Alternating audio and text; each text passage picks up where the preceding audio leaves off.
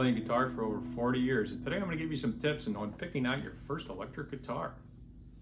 Now, when I got my first electric guitar, I didn't really know anybody else to play guitar. So me and a friend of mine, we saw Van Halen in concert. We wanted to be Eddie Van Halen or Jimmy Page or something like that, and we didn't really know anything about it. So I bought about a $50 guitar, brand new. Went to my first lesson, and my teacher, we looked at it and kind of wrinkled his nose, and I got through my first lesson. And then one of my neighbors loaned me a real plain, boring looking sort of a learner's guitar, and I thought, I don't think Eddie Van Halen would play that. But then I went to my lesson, and my teacher went, "Now that's what you need to take a guitar lesson." So, and here I am 45 years later, and I'm still playing, so it was a good thing. So I really, really recommend when you buy your first guitar, two things. Go see it in person. There's a lot of deals online, for sure, no doubt about it.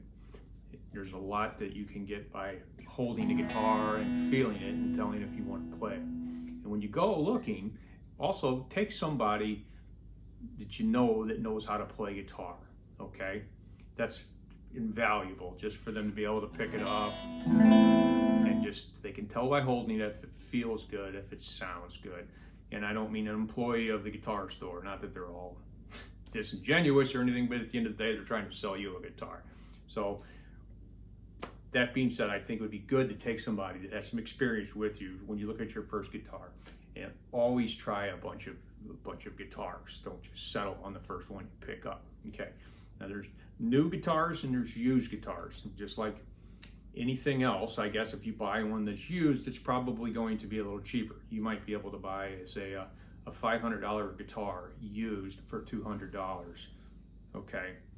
So that's sometimes a better thing. If you really, really want a new guitar, that's fine, but you're probably going to pay a little more for it. Okay, now, and I think probably you want to, depending on what sort of genre of music you want to play, you might want to play a guitar like somebody that you really inspires you. So you might want to play a Stratocaster if you like Jimi Hendrix, or there's just, it depends on who you like and what sort of a guitar you like. You don't need to buy the expensive one like they play necessarily. There's probably lots of more inexpensive copies of it out there. Would be great for a beginner. And you don't want to buy the cheapest one either. You want to try out a few. You want to end up with an instrument that you can learn on. You don't want to buy one that's a toy that's made to sell to people, okay? So that's something to consider too. I always recommend you probably, when you're starting out, you want one that is comfortable to play, balances on your leg, and it's one you like, so you'll practice, and it has to play well, okay? Keeping in mind, some shapes are really neat. There's Explorer guitars and there's Flying V's. There's all kinds of shapes, and I've had some. They were very, very good guitars, but they're hard to sit down and practice on. Great guitars, don't get me wrong, but they're hard to practice on, so they'd be very hard to learn on too, I think. Okay, so let me show you something you might want to avoid as a new guitar player. Now, I'm not going to tell you the brand of this, because that's kind of not the point of this. So this is a really nice guitar. It's actually a really expensive guitar. It plays great. It's got some neat features. It's got a Floyd Rose tremolo that goes up and down. It's got a lot of electronics, very, very thin neck, sounds great. There are lots of, this guitar was very expensive. There are a lot of guitars that look just like it. They're very inexpensive. They would not be a good guitar to learn on. Even the expensive one it's like teaching someone how to drive in a race car. It's not really a good idea. So I would avoid one that's got like a floating tremolo on it, too much electronics. For learning, I don't think that's necessary. In fact, I think it'd make a beginner get very frustrated, okay? So you're probably going to be getting a copy of a guitar, and I think probably the two most copied models are going to be, for sure, these two. A lot of Fender Telecaster copies. There are way more Stratocaster copies. And some of them are very, very good, and some of them are very inexpensive, and they're not that good. They're probably not made by Fender. So, but I mean, the shape is there. For comfort, a Stratocaster is probably the most comfortable guitar you'll ever pick up and play. But it's just a person. Try them out. Sit down, put them on your leg, strum a few chords, have your friend say, yeah, this feels good or it doesn't feel good. You can usually tell by the amount of pressure you have to put on the strings and the way they ring and the way it feels when you play it.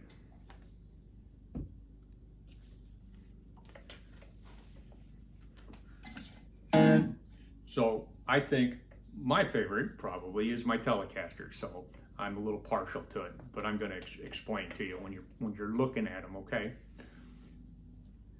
First thing you got to do is you can always tell, I think, if your guitar won't stay in tune, you can't learn on it. So probably the most critical thing to keeping a guitar in tune is to have good tuning gears. And you can tell when you tune these tuning gears, when you turn these tuning gears, if they're smooth or not. And if they're not smooth, then you got to turn more than one of them. Sometimes 3 of the 6 will be, they just don't turn smoothly. And then that guitar would probably be hard to keep tuned just because of that. And then you want to tune the guitar up, okay? Using a chromatic tuner. That was another lesson I've given, which you can find on my page.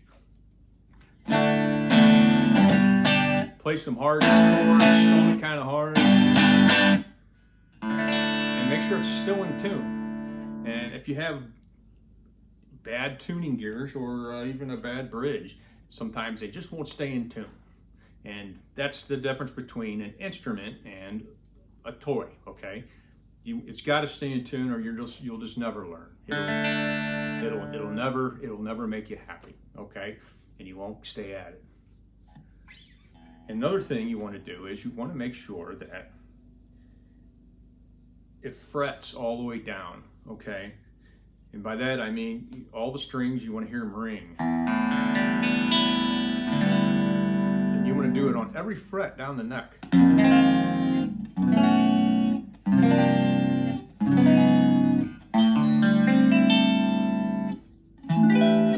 Do it all the way down.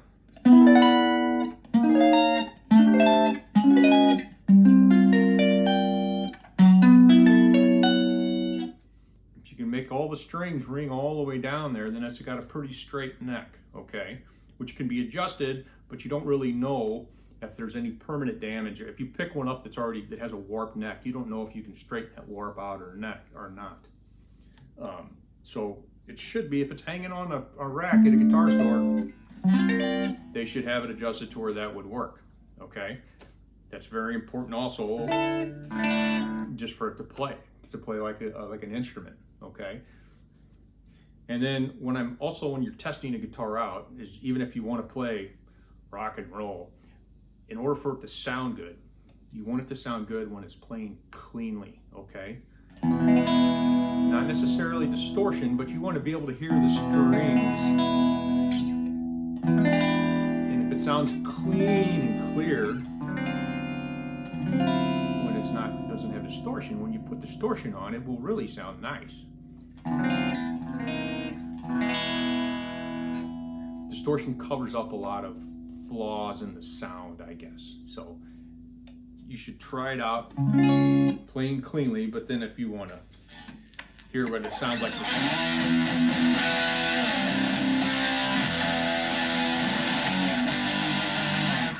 and you'll get an idea of the sound of it. That's primarily what your pickup's going to sound like, but by hearing it cleanly, you'll know if the guitar actually has good sound, I think, okay? And after you do that, you just want to get quiet and you want to listen to it. And it should be quiet, okay? You shouldn't hear any noise. If you hear something like this, okay, there's something inside of it electronically that is messed up. okay? Doesn't mean it can't be fixed, but I'm not so sure I would buy one like that because it might take a lot of money to fix it too, you know. But that's something to look for sure. So when you've got this guitar and you've made sure that it's tuned and all this, you want to set it on your leg and you want to play something. Even if it's just 2 chords because you don't really know how to play yet, you're just learning, that's fine, but you got to make sure that it feels comfortable.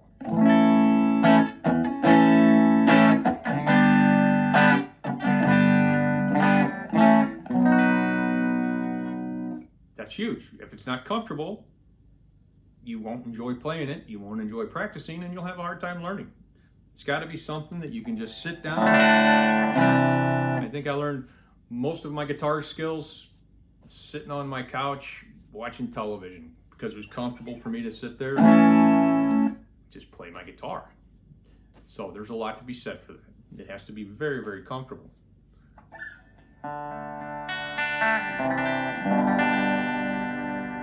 And when you pick out, if you find a used guitar, even if it's a copy of a Fender, and you're not sure of the quality of it, one way to do it is if the guitar store also has the high-end ones. You don't even need to pick up the high-end one. You can take the copy over and compare it up close. And if it's hard to pick out things that are dissimilar, it's probably a fairly good guitar, okay? Some of the really inexpensive copies that I don't really care for are the ones where the body is really thin.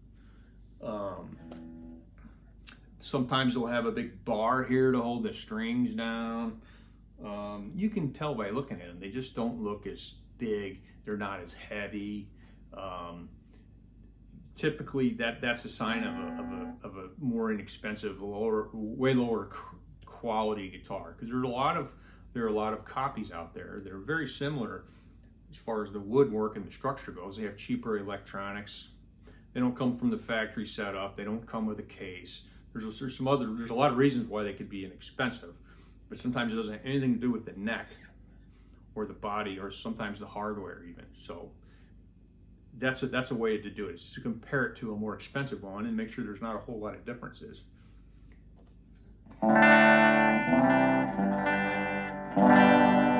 Okay, and then after you've settled on this guitar, and I would try a bunch. Even if you find one the first day, you go, wow, that's the guitar for me. Set it aside and try some other ones, just to make sure that it's the one you want. And if it is, most guitar shops, especially guitar shops that sell used guitars, have a technician or luthier on site there, and they sell guitar setups.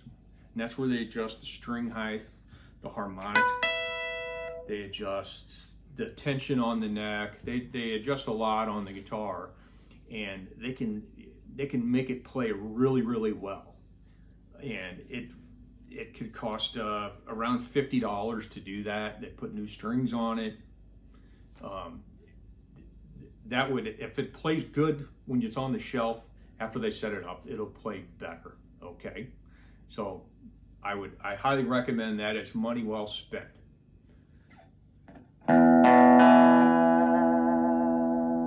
And then after you get the guitar, there's some things you want to get also.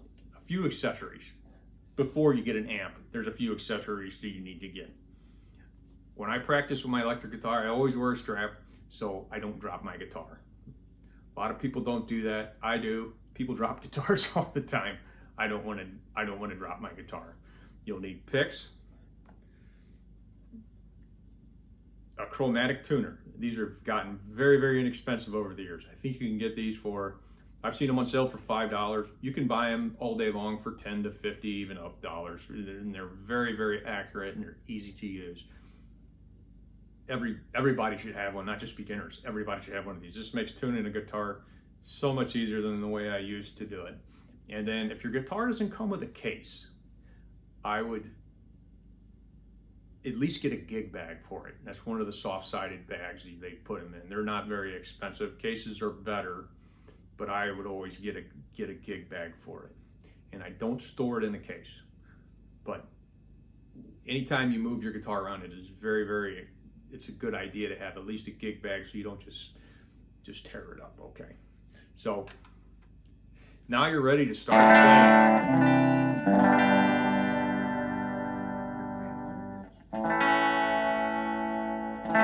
So now you're ready to start playing and practicing. You're also ready to start looking for an amp to learn on. But before you do that, there's a lot of practicing you can do without an amp. You can do a lot of practicing without an amp. I've done it for years. But, you know, you can always get a nice little practice amp for practicing at your home too. They're not that expensive. So that would be the topic for another video. So thanks for watching. If you have any comments for any more videos, leave them in the comments below. And like and subscribe to my page. All right? Thank you. Have a good day.